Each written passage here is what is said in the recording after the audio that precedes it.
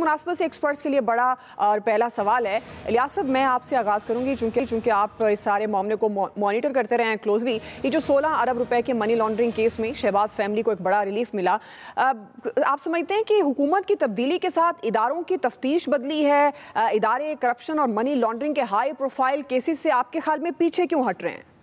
देखिए ये जो अदालत जिसने कायम किया था केस इनमें FIA, वो फेडरल इन्वेस्टिगेशन एजेंसी है, वो वफाकी हुकूमत के मातहत आता है और उसको मॉनिटर करते हैं राना सनाउल्लाह।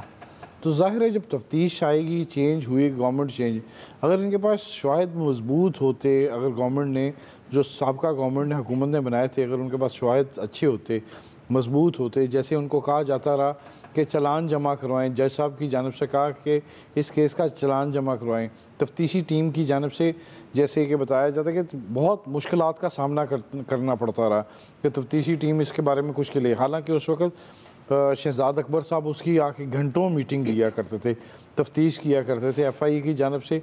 रमज़ान शुगर मिल के दफ्तर में जाके कंप्यूटर और बंदों वगैरह को गिरफ्तार किया, अकाउंटेंट जहाँ से मुश्ताक चीनी का पता चला, मकसूद चपड़ासी का पता चला, मसरूर अकाउंटेंट का पता चला, ये सारे बैंकों के अकाउंट्स वगैरह, ये तमाम चीज़ें वगैरह उनकी इकट्ठी करते रहे। लेकिन अगर वो जो शाहिद थे, जैसे वो बता रहे थे कि मनी ट्रेल हासिल कर ली, और जिस तरह वो बनाया करते थे कि ये जी प्रेजेंटेशन पेश किया करते थे,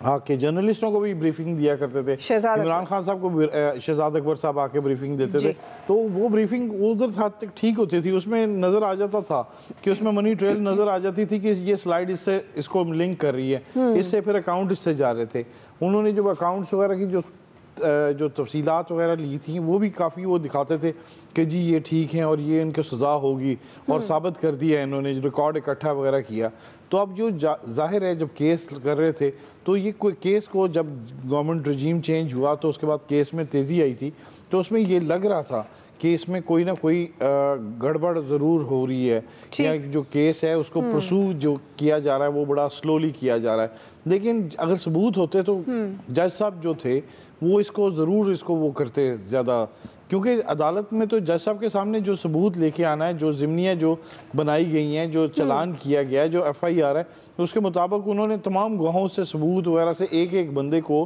पूछा गया है, एक एक बंदे से मालूमात ली गई हैं। उसके मुताबिक ये पता चल रहा था कि केस एंड में जाके पता चला कि केस में कोई शवाहिद वगैरह सही ठोस नहीं है, जिसकी वजह से केस इनके खिलाफ जा रहा है FIA के। तो ये आज इसी तरह हुआ है कि उसको फैसले को महफूज कर लिया गया और बुलाया गया प्राइम मिनिस्टर साहब को, हमजा शहबाज को, कि उनकी सामने केस का फैसला सुनाया जाए। 3-4 घंटे इंतज़ार भी किया, लेकिन वो नहीं, जब उनको पता चला मुल्क से बाहर हैं, हमजा शहबाज की तबीयत ख़राब है, तो तब ये फैसला महफूज था। फिर उसको शाम के वक्त जब सुनाया गया तो उसमें बरी कर दिया गया, क्योंकि वो ज़ाहिर है उनके पास शवाहिद नहीं थे, FIA के प्रोसिक्यूटर्स वगैरह भी थे, और उनके जो मुकम्मल तौर पर दलाइल, 3 दिन दलाइल चलते रहे मुसलसल, और उन दलाइल में ये पता चला। ठीक है जी, दलाइल के बाद ज़ाहिर है जो फैसला आया, और आपकी बात बिल्कुल दुरुस्त है, ज़ाहिर है जजेस ने तो वो उस बेस पर फैसला सुनाना है जो आप उनको शवाहिद पेश करते हैं। और जिस तरह आप बता रहे हैं कि शहजाद अकबर डिजिटली तो प्रूव कर लेते थे कि मनी लॉन्ड्रिंग की ट्रेल क्या है, लेकिन उस तरह से शवाहिद पेश करने में नाकाम रहे।